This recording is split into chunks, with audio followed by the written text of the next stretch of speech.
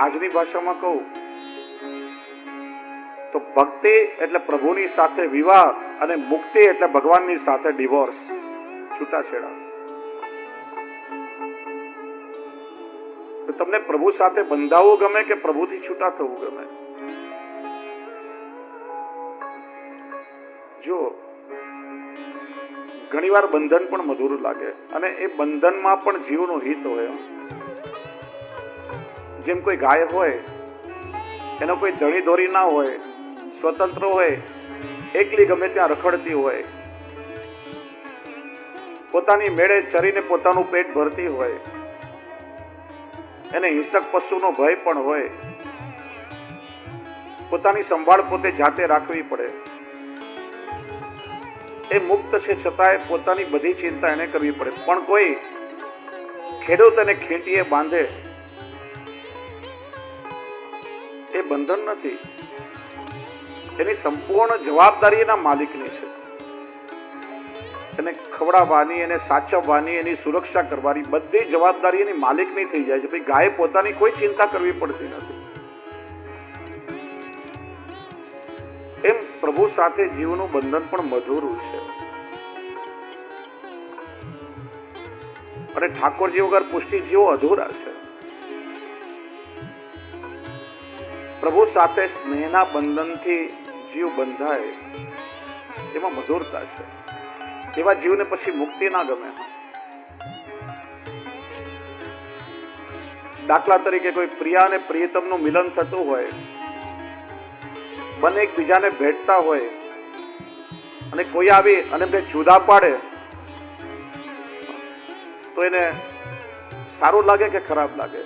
એ મુક્તિ એને ના ગમે. પોતાના પ્રિયતમથી મુક્ત થવું ના ગમે. પ્રભુ આપણું સર્વસ્વ છે.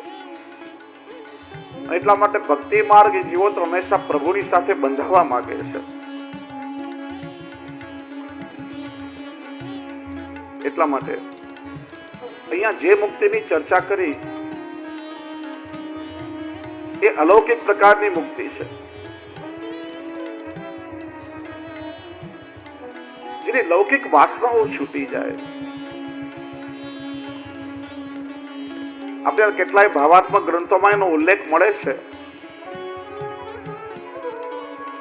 ઘણા બધા એવા ગ્રંથો પ્રાચીન આપણે ત્યાં હસ્તલિખિત કેટલાય ભગવદીઓને ત્યાં કોઈ બાળકોને ત્યાં બિરાજે છે, જે ગ્રંથોનું ક્યારે પ્રકાશન નથી થયું. પણ એટલા ઉત્તમ ભાવભાવનાના ગ્રંથો છે. ગ્રંથોમાં વર્ણન છે કે જે જીવે આજીવન ઠાકોરજીની સેવા સ્મરણ કર્યા છે, એ જીવની જેવા જ્યારે એ જીવની સેવા ફલરૂપ થઈ જાય અને એ જીવનો જ્યારે અંતિમ સમય આવે ત્યારે શ્રી મહાપ્રભુજીના વૈષ્ણવો એ જીવને લેવા માટે આવે છે. ધોતી બંડી ધારણ કર્યા હોય, કંઠમાં તુલસીની માળા હોય, તિલક હોય અને ભગવદ સ્મરણ અને સત્સંગ કરાવતા કરાવતા એ જીવને લઈ જાય છે. સૌથી પહેલા એ જીવને વિરજા નદીમાં સ્નાન કરાવે છે. વિરજા નદી પણ શ્રી યમુનાજીનું સ્વરૂપ છે. અને એમાં સ્નાન કરવાથી યમુનાજીની કૃપાથી એ જીવમાં શેષ રહેલા બધા દોષોનું શમન થઈ જાય છે. જીવ નિર્દોષ બને. પછી એ જીવને એક એક કુંજ નિકુંજોના દર્શન કરાવતા કરાવતા વૈષ્ણવ લઈ જાય. દરેક નિકુંજમાં ઠાકોરજી કઈ લીલા કરે એનું વર્ણન કરતા જાય.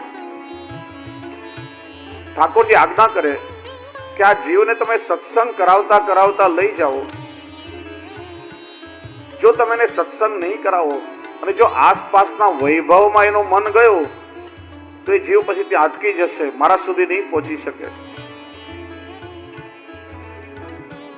કે જ્યારે આપણો દેહ છૂટશે ત્યારે શ્રી મહાપ્રભુજીના સેવકો એ આપણો હાથ પકડી અને આપણને નિકુંજના દ્વારે સત્સંગ કરાવતા લઈ જશે. ત્યાં શ્રી ગિરિરાજજીની કંદરા હશે અને ગિરિરાજજીની કંદરાની બહાર એક સખી ઊભી હશે. એ સખી આપણને કહેશે કે જીવ આ પ્રભુની નિત્ય લીલામાં તારું આ સ્વરૂપ છે અને તો અમુક યુથની સખી છે, અમુક નિકુંજમાં તારી સેવા છે અને અમુક અપરાધના કારણે તું પ્રભુની લીલાથી વિખૂટી પડીને ભૂતલ પર ગઈ હતી. ત્યારબાદ એ સખી અંદર જશે, ઠાકોરજીને સ્વામીજી જ્યાં નિકુંજમાં ભીતર બિરાજતા હશે, એ સખી જઈને યુગલ સ્વરૂપને વિનંતી કરશે, કૃપાનાથ, ફલાણા અપરાધને કારણે ફલાણી નિકુંજની આપની એ સખી લીલાથી વિખૂટી પડીને ભૂતલ પર ગઈ હતી. શ્રી વલ્લભની કૃપાથી ફરીથી એ સખી નિકુંજમાં આવી, એ જીવ આવ્યો છે, અને હવે એના માટે શું આજ્ઞા છે? જ્યારે આજ્ઞા મળે ત્યારે એક હાથમાં ફૂલની છાપ અને એક હાથમાં ફળની છાપ લઈ અને સખી આવશે અને આપણને કહેશે કે હે જીવ, તો આ ફળ અને ફૂલ પધરાવીને ભીતર જા. યુગલ સ્વરૂપ બિરાજતા હશે, એ યુગલ સ્વરૂપ પર તું ફૂલની વૃષ્ટિ કરજે અને આ ફળ એમને અરોગ આવશે, તારા મનોરથો પૂર્ણ થઈ જશે, તને લીલાની પ્રાપ્તિ થશે. જ્યારે જીવ નિકુંજમાં પ્રવેશ કરે ત્યારે એનો દેહ પછી સખી રૂપે થઈ જાય. યુગલ સ્વરૂપ જીવ પર પ્રસન્ન થાય, એ જીવ ઠાકોરજીને ફળ રોગ આવે ત્યારે ઠાકોરજી કૃપા કરીને આજ્ઞા કરે, હે જીવ, તું લીલાથી વિખૂટો પડીને ભૂતલ પર ગયો હતો, પણ શ્રી વલ્લભની કૃપાથી ફરીથી તને નિકુંજ લીલાની પ્રાપ્તિ થઈ છે, તું મારી પાસે આવ્યો છે. શેના કારણે? કારણ કે તારા હાથમાં જે ફલની છાપ છે ને, એ સાધારણ ફલ નથી. ભૂતલ ઉપર વૈષ્ણવ દેહથી તે કરેલા ઠાકોરજીના સેવા સ્મરણ અને સત્સંગના ફલની એ છાપ છે, અને એના આધારે તો અહીંયા સુધી પહોંચી શક્યો છે. અને પછી ઠાકોરજી કૃપા કરી અને પોતાના નિજ પરિક્રમા જીવને સ્થાન આપે છે. એ જ છે પુષ્ટિ માર્ગીય નિર્વાણ. એ નિર્વાણ શ્રી ગુસાઈજીની કૃપાથી પ્રાપ્ત થાય છે. ગોપાલદાસજી કહે છે, મને તો શ્રી ગુસાઈજી પ્રભુ ચરણનું સાનિધ્ય મળ્યું, અને એમના ચરણારવિંદ છોડીને મારે કોઈ તીર્થોમાં નથી જવું, કારણ કે આપના ચરણારવિંદમાં જ 33 કોટી તીર્થો વસેલા છે. અમે તો કેવલ શ્રી વિઠ્ઠલનાથના ઉપાસી છીએ. हम तो श्री विठ्ठलनाथ उपासी, सदा सेवू श्री वल्लभ नंदन, कहा करूं जय काशी. જેમના ચરણારવિંદમાં 33 કોટી તીર્થો વસેલા છે, એવા ચરણને છોડી અને અન્ય તીર્થોમાં મારે ક્યાં ભટકવું? હમ તો શ્રી વિઠ્ઠલનાથ ઉપાસી. શ્રી સ્વામી કહે છે, અમે તો શ્રી વિઠ્ઠલનાથજીના ઉપાસક છીએ. જ્યારે એમને સ્વયં શ્રી ગુસાઈજીની છત્રછાયા મળી હોય, એમને છોડીને બીજે ક્યાં ભટકીએ? કે છે પેલા ચિંતામણીની સામે કોઈ મનમાં કલ્પના કરો તો એ બધું લૌકિક સુખ આપી શકે. કલ્પ વૃક્ષની છાયામાં બેસીને મનમાં કોઈ મનોરથ કરો તો એ તમને સ્વર્ગ સુધીનું સુખ આપે. પણ શ્રી ગુસાઈજી તો કેવા કૃપાળુ છે કે સાક્ષાત ઠાકોરજીની પ્રાપ્તિ આપણને કરાવે છે. એમના સિવાય કૃપાનું દાન કોણ કરી શકે? માટે અમે તો કેવલ આ જ ચરણારવિંદના અનુરાગી છીએ. એમને છોડીને મારે બીજે ક્યાંય નથી ભટકવું. એટલે કે છે, માર્ગ મુક્તો કોઈ ન માગે દાણ. શ્રી ગુસાઈજી આવો રાજમાર્ગ ભગવત પ્રાપ્તિનો જીવને આપ્યો. પછી નાની મોટી શેરીઓમાં ભટકવા શા માટે જવું?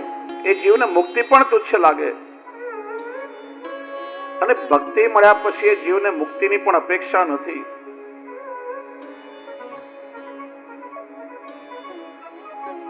પેલો પ્રસંગ આવે છે ને, પ્રભુદાસ જલોટાએ દહીંના બદલામાં મુક્તિ આપી ત્યારે શ્રી મહાપ્રભુજી કહ્યું, તમે ભક્તિ કેમ ના આપી? કૃપાનાથ, ભક્તિ માગી હોત તો ભક્તિ આપત, પણ એ જીવ તો ખાલી મુક્તિનો અધિકારી હતો, એટલે એને મુક્તિ માગી. બીજો અર્થ કર્યો કે જે જીવ શ્રી ગુસાઈજીના રાજમાર્ગ પર ચાલે છે, માર્ગ મુક્તો કોઈ ન માગે દાણ. રાજમાર્ગ પર જે ચાલતો હોય ને, એને સરકારી કર ભરવો પડે, ટેક્સ ભરવો પડે. જે શ્રી ગુસાઈજીના રાજમાર્ગ પર ચાલે છે, જે જીવ પુષ્ટિ માર્ગ પર ચાલે છે, પછી કોઈ પણ દેવ દેવીઓની પાસે કોઈ પ્રકારનો કર માંગતા નથી, અર્થાત એની સાધના, એની તપશ્ચર્યા, એનું તપ કંઈ પણ પૂછી શકતા નથી. જેમ રાજાના રાજ્યમાં રહેવા માટે બધા પ્રજાજનોને કર ભરવો પડે, એમ શ્રી વલ્લભના માર્ગના જીવોને, જે શ્રી મહાપ્રભુજીનો થયો, જે શ્રી ગુસાઈજીનો થયો, પ્રભુ સુધી પહોંચવા માટે કોઈ પણ જપ તપ સાધનના કર એને ભરવા પડતા નથી, એને કોઈ સાધન કરવું પડતું નથી. શ્રી ગુસાઈજીની કૃપાથી એ જીવનો સીધો ભગવત નિકુંજમાં પ્રવેશ થાય છે.